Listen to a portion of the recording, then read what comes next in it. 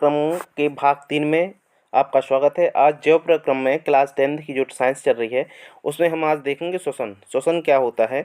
अभी हमने देखा था पोषण की प्रक्रिया। पोषण प्रक्रम जो होता है पोषण की प्रक्रिया होती है। पोषण की प्रक्रिया के द्वारा जो ग्रहण की गई अपन खाद्य सामग्री को ग्रहण करते हैं तो उसका उपयोग होता है कोशिका में। जब कोशिका में होता है जिससे विभिन्न प्रकार के जैव प्रक्रम के लिए हमें जो ऊर्जा की प्राप्ति होती है वो किससे प्राप्त होती है? वो होती है हमें पोषण से। ठीक, ऊर्जा प्राप्त होती है। और ऊर्जा उत्पादन के लिए जो कोशिकाएं होती हैं, कोशिका में भोजन का जो विखंडन होता है, जब हम भोजन करते हैं, भोजन करने के बाद जो ग्लूकोज होता है, ग्लूकोज कहाँ टूटता है? आपकी कोशिका में। अब कोशिका कोशिका कोशिका में मतलब माइटोकॉन्ड्रिया, कोशिका के माइटोकॉन्ड्रिया में क्या होता है?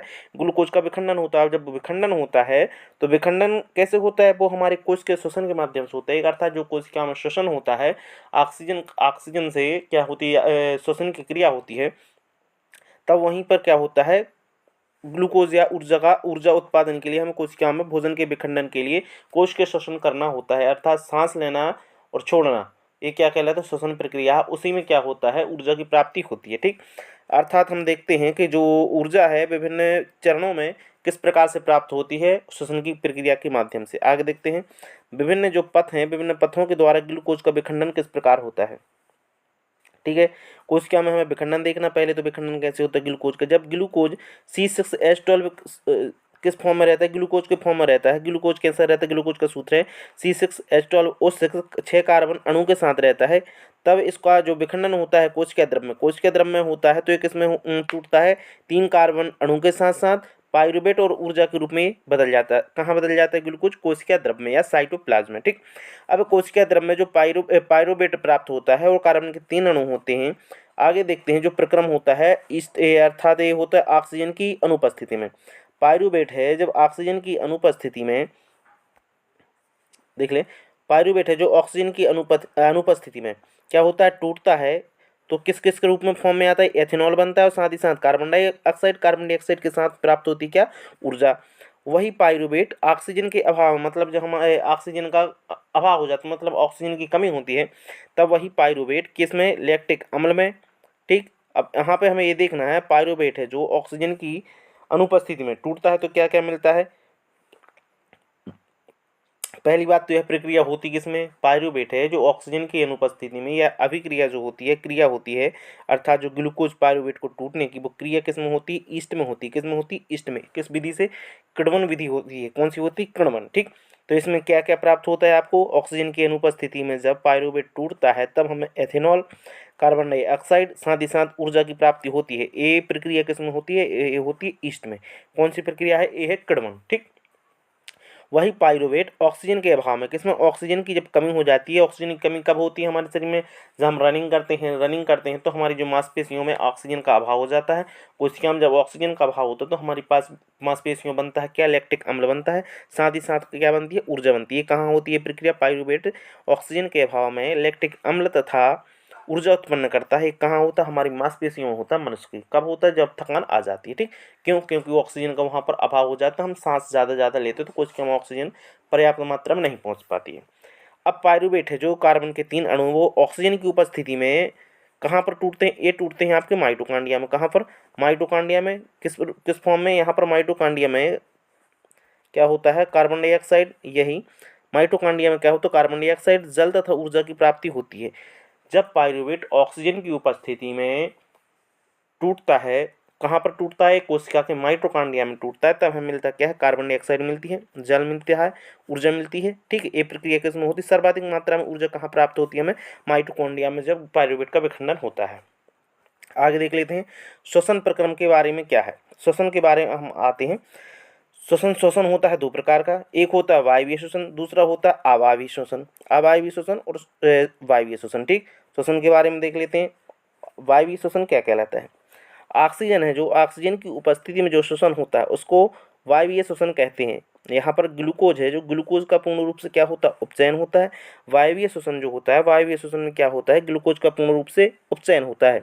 मिलता है क्या क्या है? कार्बन डाइऑक्साइड मिलता है, पानी और ऊर्जा की प्राप्ति होती है। जब हम वायवीय श्वसन में ग्लूकोज का उपचयन करते हैं तो हम क्या मिलता है? कार्बन डाइऑक्साइड मिलती है, पानी मिलता है और साथ ही साथ मिलता है क्या? ऊर्जा के रूप में ऊर्जा। ठीक, वायवीय श्वसन में यह कोशिका द्रव्य तथा माइटोकॉन्ड्रिया में होता है। जो वायवीय श्वसन होता है हमने अभी देखा, वायवीय श्वसन कहाँ होता है? माइटोकॉन्ड्रिया में होता है। कोशिका के माइटोकॉन्ड्रिया में वायवीय श्वसन होता है जब हमें सर्वाधिक मात्रा में ऊर्जा मिलती है, ठीक, और पानी मिलता है साथ साथ, और कार्बन डाइऑक्साइड क्या होती है, निष्कासित होती है। वायवीय श्वसन में ही जो ऊर्जा अधिक मात्रा में ऊर्जा उत्पन्न होती है, कितनी होती है, लगभग 36 एटीपी होती है। ये अभिक्रिया जो वायवीय श्वसन है वो मनुष्य में होती है, तो मनुष्य में जो ऊर्जा मिलती है वो कितनी मिलती है, 36 एटीपी मिलती है, ठीक। अवायवीय श्वसन, अवायवीय श्वसन क्या है, जो ऑक्सीजन की अनुपस्थिति में जो अभिक्रिया होती है श्वसन की, उसको क्या कहते हैं, अवायवीय श्वसन कहते हैं। यहाँ पर अवायवीय श्वसन में क्या होता है, जो ग्लूकोज होता है, ग्लूकोज का अपूर्ण उपचयन होता है, मतलब पूर्ण रूप से यहाँ पर ग्लूकोज विखंडित नहीं होता है, ठीक। जिसमें एथेनॉल, एथेनॉल जैसे कि अभी अपन ने देखा था ईस्ट में होता है, ठीक। इसमें एथेनॉल में होता है क्या, एथेनॉल है जो, जैसे कि यहाँ पर ग्लूकोज का अपूर्ण दहन होता है, एथेनॉल। यह अभिक्रिया किसमें होती है, यह होती है आपके ईस्ट में। लैक्टिक अम्ल, लैक्टिक अम्ल हमने देखा था ऑक्सीजन के अभाव में ये हमारे शरीर की जो मांसपेशियां हैं, मांसपेशियों में होता है, लैक्टिक अम्ल बन जाता है, तो यहाँ पर भी क्या होता है, ग्लूकोज का अपूर्ण अपचयन होता है। साथ ही साथ कार्बन डाइऑक्साइड निकलती है, कार्बन डाइऑक्साइड निकलने के साथ यहाँ पर हमें क्या मिलती है, यह ऊर्जा को मुक्त करता है यहाँ पर, ठीक। कब होता है, अवायवीय श्वसन के अंतर्गत। अवायवीय श्वसन जो होता है केवल कोशिका द्रव्य में होता है। अवायवीय श्वसन जो होता है कोशिका द्रव्य में होता है, क्योंकि कोशिका द्रव्य में किसी प्रकार की कोई हमें ऑक्सीजन की आवश्यकता नहीं होती है, अवायवीय श्वसन के अंतर्गत होती है। इसमें कम ऊर्जा निकलती है। अवायवीय श्वसन में क्या होती है, कम ऊर्जा निकलती है। जैसे कि यहाँ पर कितनी, अभी वायवीय श्वसन में कितनी ऊर्जा निकली थी, 36 एटीपी, जबकि अवायवीय श्वसन में होती है ऊर्जा कितनी निकलती है, 2 एटीपी के रूप में हमें प्राप्त होती है। अवायवीय श्वसन किस में होता है, हम देख चुके हैं ईस्ट में होता है, किडवन विधि के द्वारा, ठीक। यहाँ पर ये आपका हमने श्वसन के प्रकार विधि के लिए, श्वसन के किस प्रकार कैसा श्वसन होता है, वायवीय श्वसन होता है और अवायवीय श्वसन होता है। आगे देखते हैं इसी के। अब वायु श्वसन का जो मार्ग है, वायु श्वसन का मार्ग कैसा है, हम सांस लेते वायु लेते हैं, वायु कहाँ से जाता है, नासा द्वार से जाता है, फिर होते हुए ग्रसनी में जाता है, फिर जाता है कंठ में, फिर आपके कहाँ से होते जाता है, फिर जाता है श्वास नली में, श्वास नली से जाता है श्वसनी में, श्वसनी से जाता है श्वसनिका में, श्वसनिका से फिर आखिरी में जाता है आपकी वायु फुफ्फुस में, फुफ्फुस में जो छोटे छोटे वायु कोष होते हैं, वायु कोष में जाता है, फिर अंत में जाता है आपका ये रुधिर वाहिका में। ये कूपिका होती हैं, जो कूपिका वायु कोष कहते हैं, ए वाली एक कूपिका होती है, इन कूपिका को बोलते हैं एल्वियोली, और फिर उसके बाद में ये रुधिर वाहिका में मिल जाता है क्या, यहाँ पर वायु, ठीक। यहाँ से ऑक्सीजन खून में मिल जाता है, और जो खून का कार्बन डाइऑक्साइड होता है वो यहाँ से फेफड़ों से आते नाक से अपने बाहर निकल जाता है। तो हमें यहाँ पर इसकी थोड़ी सी प्रक्रिया है, इसको हम विस्तार से देख लेते हैं कि किस प्रकार श्वसन की प्रक्रिया होती है, ठीक। इस चित्र के माध्यम से देखेंगे अपन। जो पहली बात तो हमारी जो आवाज़ होती है, आवाज़ को हम किससे, आवाज़ में जो होता है यहाँ पर होता है सेरिंग्स। क्या होता है, सेरिंग्स। पक्षी की जो आवाज़ है, आवाज़ बॉक्स को कहा जाता है सेरिंग्स। मनुष्य का जो आवाज़ बॉक्स होता है इसको क्या कहते हैं, लैरिंक्स कहते हैं, ठीक। और जो लड़कों की आवाज़ या लड़कियों की आवाज़ होती है, जो लड़कों की आवाज़ मोटी होने का कारण क्या होता है, आवाज़ भारी होती है, वो होती है अपनी एडम एप्पल, जो गले में उभरा हुआ हिस्सा हो तो उसी को बोलते हैं हम एडम एप्पल। इसी एडम एप्पल की वजह से हमारी आवाज़ कैसी होती है, भारी होती है, ठीक। आगे देखते हैं। हमारा जो वायु द्वार होता है जिसे हम विंड द्वार कहते हैं, हमारे विंड पाइप में के ऊपर सी आकार की उपास्थि होती है। यहाँ पर ये उपास्थि लगी हुई है, ए है उपास्थि, उपास्थि वाले दिख रहे हैं यहाँ पर, ये उपास्थि वाले हैं। जो उपास्थि वाले क्या होते हैं, हमारे सी आकार के होते हैं, जो माइलिन शीथ होते हैं। इनकी जो संख्या होती है उपास्थियों की संख्या कितनी होती है, 9 होती है। ये सीधे सीधे जाति हमारे यहाँ से नीचे होती है, फेफड़ों तक पहुँचते हैं। फेफड़ों पहले हम देख लेते हैं यहाँ पर, ठीक है। तो हमारा जो विंड पाइप है, हम सांस लेते हैं नाक से सांस लेते हुए कहाँ से, मुँह गुहा से ग्रसनी, कंठ से फिर श्वास नली में आती है, श्वास नली से वायु आ जाती है आपकी उपास्थि में। उपास्थि वाला क्या करते हैं, हमारे जो वायु का मार्ग होता है उस वायु के मार्ग को निपतित होने से रोकते हैं। मतलब जो उपास्थि होती हैं, उपास्थि के वायु को आने जाने के लिए एक क्या करती हैं, सुमार्ग देती हैं।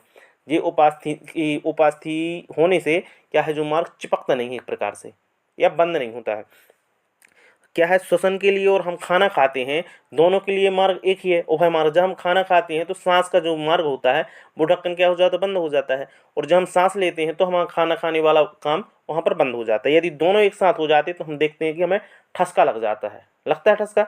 वो इसी कारण होता है कि जब हम दोनों एक साथ, या दाना फंस जाता है वहाँ पर, ठीक। तो ये यहाँ पर हम कहाँ आ गए, उपास्थि बलय। उपास्थि बलय से जो होती हुई वायु कहाँ जाती है, हमारे फेफड़ों में आती है। अब हम फेफड़ों के बारे में देखेंगे यहाँ से, क्या फेफड़ों के बारे में क्या है, ठीक। हमें देखना है जो अभी उपास्थि के बारे में देखना, उपास्थि की जो बलयों की संख्या है वो कितनी है होती है, 9 होती है, ठीक। जो हवा के दबाव को क्या करती हैं, नियंत्रित करते हैं। हमारे विंड पाइप में जो वायु द्वार के ऊपर सी आकार की जो उपास्थि होती है, सी आकार की होती है, सी आकार की उपास्थि जिसे माइलिन शीथ होती है, उसकी जो संख्या होती है 9 होती है, जो हवा के दबाव को क्या करती है, नियंत्रित करती है। ठीक, अब आते हैं अपन फेफड़े पर। जो फेफड़े हैं, फेफड़ों का अध्ययन जो है, फेफड़ों का अध्ययन कहलाता है आपको पल्मोनोलॉजी। क्या कहलाता है, पल्मोनोलॉजी। अब फेफड़ों का जो रंग होता है वो कैसे होता है, गुलाबी। ये है फेफड़े आपके।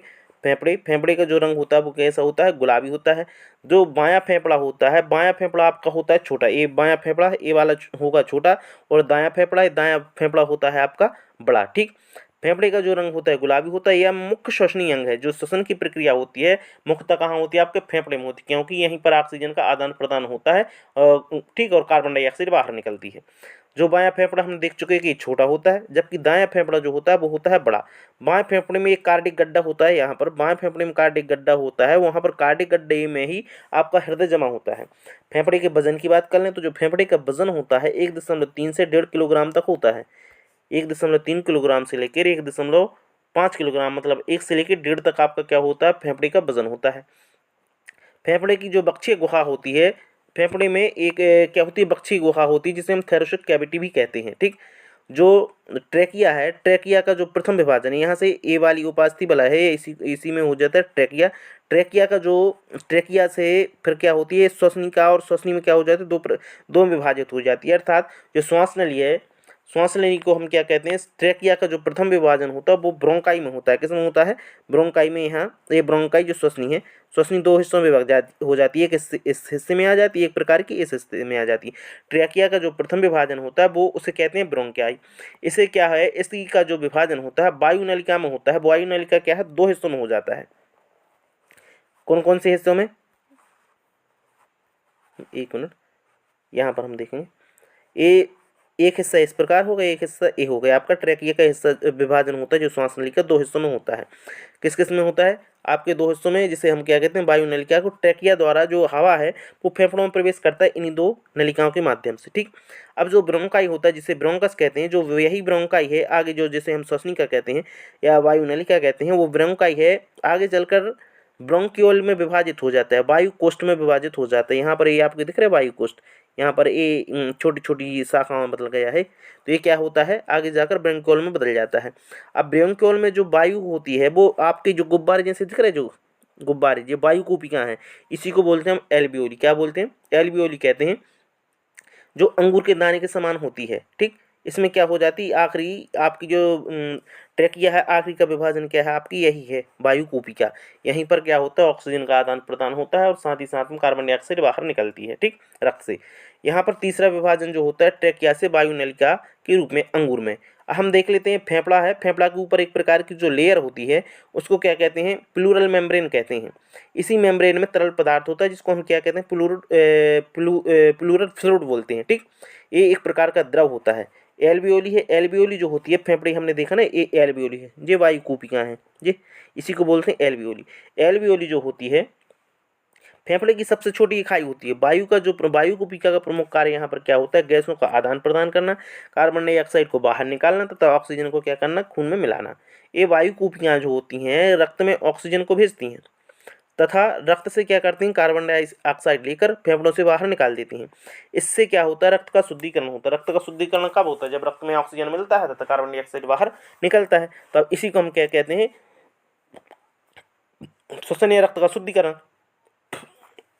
अब और यहीं पर आप ये तो रक्त का शुद्धिकरण की बात कर रहे हैं, मगर जब ब्लड का जो रक्त का फिल्टर होता है, रक्त फिल्टर होता है, वो कहाँ होता है, वो आपके किडनी में होता है। ये बात याद ध्यान रखना, नहीं तो यहाँ पर आप क्या हो जाओगे, कन्फ्यूज हो जाओगे।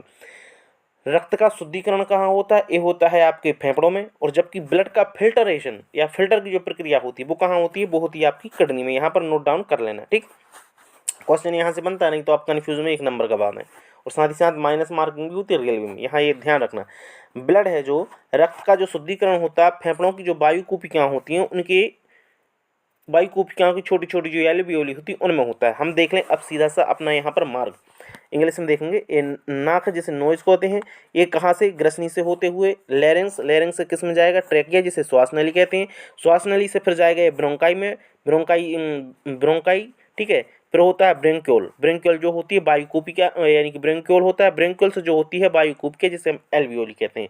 आखिरी तक ये यही मार्ग है। कौन सा मार्ग है?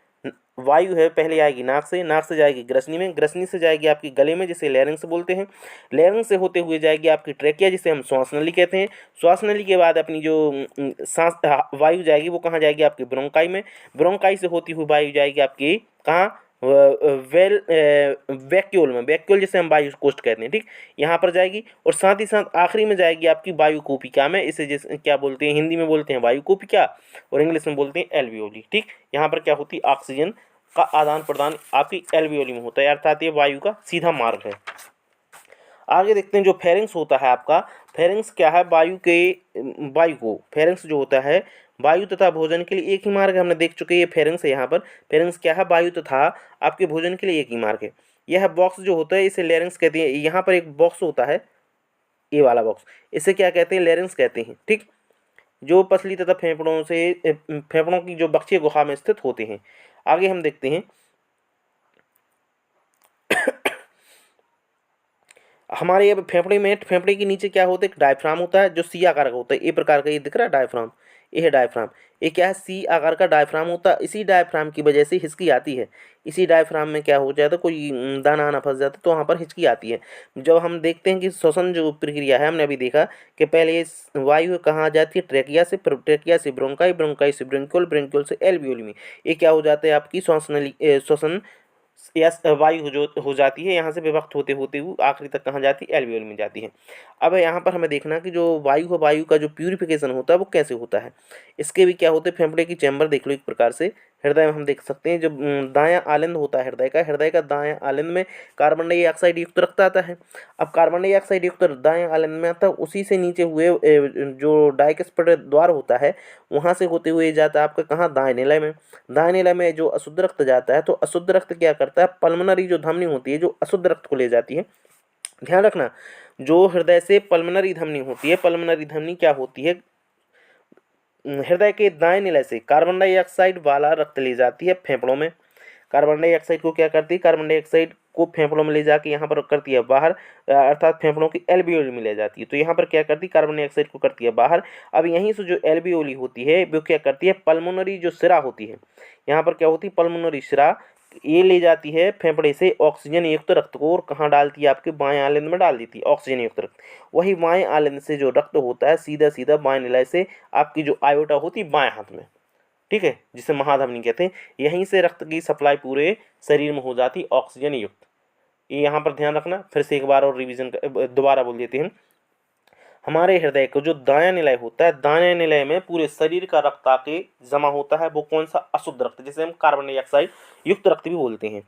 ये आता है, इसका एक द्वार होता है, द्वार से जाता है कहाँ? दाएं आलिंद से जाता है आपके दाएं निलय में। दाएं निलय में जो कार्बन डाइऑक्साइड युक्त रक्त होता है या अशुद्ध रक्त होता है वो आपकी पल्मोनरी धमनी होती है। ये नोट करके रखना कि जो पल्मोनरी धमनी होती है इसमें अशुद्ध रक्त होता है। कौन सा रक्त होता है? अशुद्ध रक्त होता है। पल्मोनरी धमनी से रक्त होते हुए जाता है कहाँ? फेफड़ों, फेफड़े की कहाँ पर? सबसे छोटी इकाई क्या है फेफड़े की? एल्वियोली। एल्वियोली में जाता है तो वहाँ पर क्या होती है? कार्बन डाइऑक्साइड निकल जाती है बाहर फेफड़े में, एल्वियोली में। और एल्वियोली से जो रक्त में घुली होती है ऑक्सीजन, यहाँ पर क्या होती है? ऑक्सीजन मिल जाती है। तो क्या होता है? फेफड़े में होता है शुद्धिकरण किसका? आपके रक्त का। तो यहाँ से फेफड़े से जो पल्मोनरी, फिर यहाँ पर जो पल्मोनरी शिरा होती है, ठीक है, तो पल्मोनरी जो सिरा होती है आप निकल के कहाँ से? बाएं आलिंद में जाती है, शुद्ध रक्त वहाँ पर बाएं आलिंद में छोड़ती है। जो शुद्ध रक्त होता है बाएं आलिंद से होते हुए आपके बाएं निलय में जाता है, और बाएं निलय से जो रक्त होता है ऑक्सीजन वाला, वो आपके बाएं हाथ की जो आयोटा होती है, जो महाधमनी होती है, वहाँ से रक्त निकलता है पूरे शरीर में पहुँच जाता है, ठीक है। आयोटा से जो रक्त निकलता है वो ऑक्सीजन युक्त होता है और पूरे शरीर में जाता है। यहाँ पर ये आपकी हो गई श्वसन की प्रक्रिया, ठीक। हम देखते हैं यानी हृदय से जब कार्बन डाइऑक्साइड जो होती है युक्त तो फेफड़े की जो एल्वियोली होती है, एल्वियोली में आता है। यहाँ पर कैसी ऑक्सीजन आती है? जैसे वायु आई तो वायु में क्या है? 21% तो होती है ऑक्सीजन, और बाकी होती है क्या आपकी? Carbon dioxide. कार्बन डाइऑक्साइड कितनी होती है? 0.03%। ये होगी कार्बन डाइऑक्साइड। बाकी होती है 78% नाइट्रोजन। जो नाइट्रोजन होती है, जब इसको हम कहाँ? एल्वियोली में छोड़ते हैं, यानी एल्वियोली तक ले जाते हैं इतनी वायु। जब एल्वियोली से क्या होती है? कार्बन डाइऑक्साइड निकल आती है, तो ऑक्सीजन जितनी कार्बन डाइऑक्साइड आएगी उतनी ऑक्सीजन कम हो जाएगी, क्योंकि ऑक्सीजन का उपयोग खून में चला जाएगा, कार्बन डाइऑक्साइड उतनी बाहर आ जाएगी। तो क्या होता है कि जो 16 यहाँ से तो हम ले गए थे ऑक्सीजन कितनी वायु में 21%, जब हम बाहर लाते हैं तो कितनी हो जाती है वो हो जाती है आपकी 16%, घटकर 16% ऑक्सीजन आती है। और साथ ही साथ में कार्बन डाइऑक्साइड जो 0.3 थी, अब वो आती है कितनी आपकी 4%। और नाइट्रोजन आपकी ज्यों की त्यों रहती है, नाइट्रोजन को कोई उपयोग नहीं होता। ठीक, नाइट्रोजन को ब्लैक के भी रूप में कहते हैं वायु का। ठीक है, यही वायु का जो 4% होता है ऑक्सीजन रक्त में घुलकर ऊर्जा प्रदान करता है और हमें शरीर में क्या है, रक्त में घुल जाता है। वायु जो होती है, वायु एक पॉइंट और याद रखना, वायु हमेशा उच्च दाब से निम्न दाब की ओर गति करती है, जिसे हम क्या कहते हैं, विसरण कहते हैं। कार्बन डाइऑक्साइड है, जब कार्बन डाइऑक्साइड बाहर छोड़ते समय हमारे शरीर का जो दाब होता है उच्च होता है। जब हम शरीर से कार्बन डाइऑक्साइड छोड़ते हैं तो हमारे शरीर का दाब क्या होता है, उच्च होता है, इसलिए कार्बन डाइऑक्साइड को हम बाहर निकालते हैं। परंतु जब शरीर का दाब वायुमंडलीय दाब से कम होता है तब हम क्या करते हैं, ऑक्सीजन अपने शरीर के अंदर लेते हैं। ठीक, अर्थात हम कह सकते हैं उच्च दाब के कारण हमारे शरीर में ऑक्सीजन विसरण के द्वारा रक्त में घुलती है। यह सारी क्रिया एल्वियोली या वायु कूपिका में होती है। ठीक, इतनी याद बात रखना। आप इस डायफ्राम के बारे में देख लें तो ये जो डायफ्राम होता है ये मांसपेशी अंग है। किस प्रकार का अंग है, मांसपेशी अंग है, या दोनों फेफड़ों के तुरंत बीच में या नीचे स्थित होता है, तुरंत नीचे होता है फेफड़ों के। ये जहाँ जहाँ डायफ्राम खत्म होता है वहीं से क्या होता है, आपका पेट शुरू हो जाए। डायफ्राम यहाँ पर खत्म होता है और यहीं से क्या होता है, पेट शुरू हो जाता है। ठीक, जिसे क्या कहते हैं, इसे बोलते हैं एब्डोमिनल गुहा बोला जाता है, जहाँ से पेट शुरू होता है अर्थात डायफ्राम के नीचे, इसे ही बोलते हैं एब्डोमिनल गुहा भी यहाँ पर कहा जाता है। अर्थात जो डायफ्राम होता है, डायफ्राम बक्षीय गुहा और बक्षीय गुहा को उदर गुहा से क्या करता है, अलग करता है। सीधी सी बात, बक्षीय गुहा जो छाती का जो बक्षीय गुहा है और आपका पेट का जो एब्डोमिनल पार्क जिसे उदर गुहा कहते हैं, इन दोनों को अलग करने का काम कौन करता है, डायफ्राम करता है। डायफ्राम क्या करता है, सीधी सी बात, यहाँ पर हम श्वसन दर को जो नियंत्रित करते हैं, जो श्वसन दर नियंत्रित होती है वो किससे होती है, वो डायफ्राम के माध्यम से होती है। ब्रीदिंग क्या कहलाती, ब्रीदिंग कहलाती सांस लेना और छोड़ना। और जबकि रेस्पिरेटर क्या होता है, रेस्पिरेटरी जो होता है इसका मतलब होता है ग्लूकोज का टूटना या ऊर्जा प्रदान करना। ब्रीदिंग हम देख चुके हैं, कितनी वायु लेते हैं और कितनी छोड़ते हैं। ठीक, हम एक पॉइंट और देखना, जब हम सांस लेते हैं तो जो हमारा डायफ्राम होता है वो जाता है नीचे की ओर, और जब सांस लेते समय जो फेफड़ा होता है, अपना फेफड़ा का क्या होता है, यहाँ पर आकार बढ़ता है जब सांस अंदर ली जाती है। और जब हम सांस को छोड़ते हैं तो सांस छोड़ने पर डायफ्राम जो होता है ऊपर की ओर जाता है, और सांस छोड़ते समय हमारा जो फेफड़े होते हैं वो सिकुड़ जाती है, क्योंकि उसमें से जो हवा होती है वो निकल जाती है। यहाँ पर हमारा ये देख लेते हैं। अब जो आपके रक्त में जो श्वसनीय वर्णक पाया जाता है वो क्या होता है, हीमोग्लोबिन होता है। अब हीमोग्लोबिन में यह क्या है कि कार्बन डाइऑक्साइड तथा ऑक्सीजन एक जगह से दूसरी जगह लेकर जाता है। कौन, हीमोग्लोबिन ले जाता है। उसमें कौन सा वर्णक पाया जाता है, वो ग्लोबिन वर्णक पाया जाता है। श्वसनीय वर्णक की बात करें, श्वसनीय वर्णक जो होता है वो क्या है, आपका हीमोग्लोबिन है। 1 मिनट की बात करें, 1 मिनट में मनुष्य जो होता है 12 से 16 बार क्या लेते हैं, हम सांस लेते हैं। बच्चे में जो श्वसन की क्रिया होती है 1 मिनट में 20 बार होती है। अब जो श्वसन का आयतन होता है, जो अंतः श्वसन और बाह्य श्वसन में जितनी हवा ली जाती है उतनी ही उसे ही क्या कहते हैं, हम श्वसनीय आयतन कहते हैं।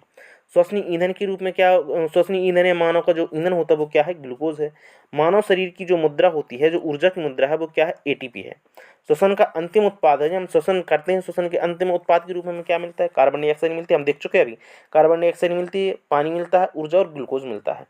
श्वसन को हम जो मापते हैं, श्वसन की दर को मापते हैं, वो मापते हैं किससे, पायरोमीटर से। किससे मापते हैं, पायरोमीटर से। ये आपको अंतः श्वसन और हम अभी और इसके विषय में देख लेंगे। अब गैसों का आदान प्रदान और देख लें। जो ऑक्सीजन है वो प्लाज्मा के द्वारा जाती है, कितनी आपकी 3% जाती है। जबकि हीमोग्लोबिन के द्वारा जो ऑक्सीजन होती है, हीमोग्लोबिन के द्वारा ऑक्सीजन कितनी जाती, ये जाती है आपकी कितनी, 97%। कितनी, 97% हीमोग्लोबिन के द्वारा ऑक्सीजन ले जाती है। अब जो ग्लोबिन क्या है, ग्लोबिन एक प्रकार का प्रोटीन है, जो अमीनो एसिड भी बोलते हैं इसे। ठीक है, एक इसमें पाया जाता है, हीमोग्लोबिन में पाया जाता है। कौन सा, ग्लोबिन प्रोटीन। अब हीमोग्लोबिन जो होता है अपने साथ ऑक्सीजन के 4 अणु ले जाता है। कार्बन डाइऑक्साइड की बात में, कार्बन डाइऑक्साइड 3 तरह से श्वसन की क्रिया करती है। कार्बन डाइऑक्साइड शरीर में ट्रांसफर होता है 3 प्रकार से। कैसे, जैसे कि 7% जाता है प्लाज्मा में CO2, फिर उसके बाद में 20 से 25% जाता है किससे, हीमोग्लोबिन के माध्यम से। अब यहाँ पर जो ग्लोबिन प्रोटीन होता है, ग्लोबिन प्रोटीन के साथ कार्बन डाइऑक्साइड चिपक कर जाती है फेफड़ों तक। वहाँ पर O2 है जो हीमोग्लोबिन के साथ यहाँ का हो जाती, मिल जाती। कार्बन डाइऑक्साइड जो तीसरा मार्ग है वो क्या है, कार्बन डाइऑक्साइड 70% जो कार्बन डाइऑक्साइड होती है वो कार्बनिक तथा कार्बोनेट एसिड के रूप में या बाइकार्बोनेट के रूप में फेफड़ों तक जाती है। यहाँ पर पानी कार्बन डाइऑक्साइड के साथ अभिक्रिया करके कार्बोनेट बनाते हैं। क्या, कार्बोनिक या कार्बोनेट एसिड बनाते हैं। साथ यहाँ पर श्वसन के बारे में हम यहाँ बहुत देख चुके हैं, और यहाँ पर हम थोड़ा सा इस बुक से संबंधित और देख लें। हमने अभी ये जो डिस्कस किया है वो इसी से संबंधित है, हम थोड़ा सा इसको विस्तार से बता देते हैं। मानव श्वसन की क्रिया, अंतः श्वसन होता है।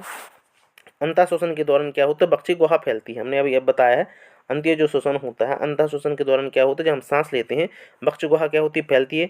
पसलियों की जो पेशियाँ होती हैं, संलग्न पेशियाँ क्या होती है, वो सिकुड़ जाती हैं। बक्ष होता है ऊपर की ओर तथा बाहर की ओर गति करता है। गुहा है, जो गुहा में वायु का दाब क्या हो जाता है, कम हो जाता है, और वायु फेफड़ों में हो जाती है, भर जाती है। उच्च श्वसन जो वायु को निकालते हैं। बक्षीय गुहा जो होती है, हमने ये सब समझा दिया। हम अब डायरेक्ट पढ़ते जाएंगे, यहाँ पर समझाने के लिए उतना टाइम वेस्ट नहीं करेंगे, क्योंकि वही बात बार बार बोलना अच्छा नहीं है। यहाँ बक्षी गुहा जो होती है अपने मूल आकार में वापस आ जाती है उच्च श्वसन में, जब ऑक्सीजन बाहर निकलती है। पसलियाँ जो होती हैं, पसलियाँ यहाँ पर क्या हो जाती है, शिथिल हो जाती हैं। बक्ष जो होता है अपनी स्थान पर वापस आ जाता है। तथा गुहा की बात करें, जो गुहा में वायु का दाब क्या हो जाता है, बढ़ जाता है, और कार्बन डाइऑक्साइड जो होती है फेफड़ों से बाहर निकल जाती है। हमने अभी देखा था कि जो वायु है उच्च दाब से निम्न दाब की ओर क्या होती है, गति करती है। अंतः श्वसन की बात करें, अंतः श्वसन में सांस द्वारा वायुमंडल से गैसों को अंदर लेना, और उच्च श्वसन होता है फेफड़ों से वायु या गैसों को शरीर से बाहर निकालना होता है। स्थलीय जो जीव होती हैं श्वसन के लिए किसका उपयोग करते हैं, वायुमंडल में उपस्थित जो कार्बन डाइऑक्साइड, वायुमंडल में उपस्थित ऑक्सीजन का उपयोग करते हैं।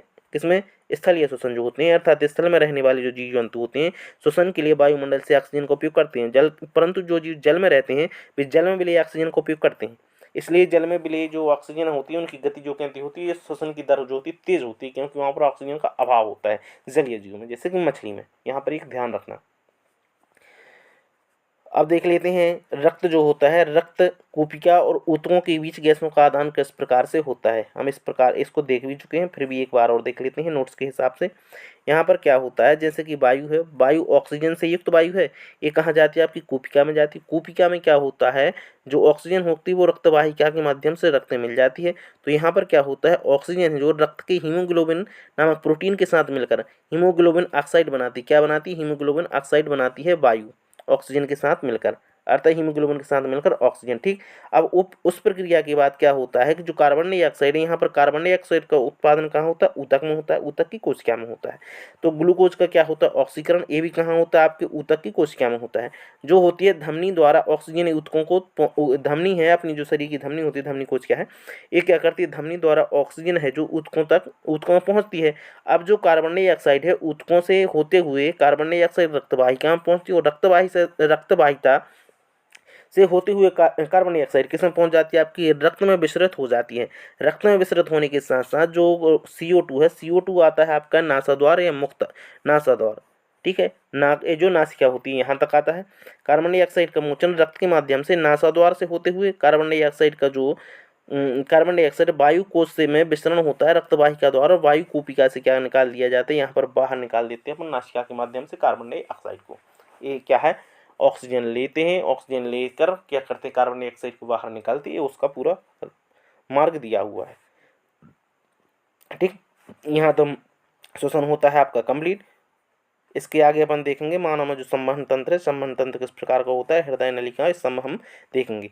यदि हमारा जो कंटेंट है और पढ़ाने का तरीका है अच्छा लगा हो तो शेयर और सब्सक्राइब हमारे चैनल को ज़रूर करें, और हमें इनपुट भी दें कि आप कैसा पढ़ाएं, थोड़ा सा हम अपने में सुधार कर सकें। बहुत बहुत धन्यवाद।